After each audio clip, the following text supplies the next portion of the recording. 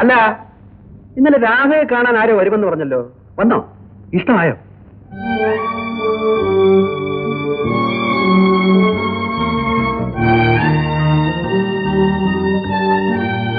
രാജേന്ദ്ര, അവളെ ആർക്കും ഇഷ്ടമാവും. ആ ഇഷ്ടം പോരല്ലോ വരുന്നവർക്ക്. പണം വേണം, പണ്ടങ്ങൾ വേണം, അതും ചില്ലറയും. 100 കണക്കിന് പവന്റെ പണ്ടങ്ങൾ, ലക്ഷക്കണക്കിന് രൂപ.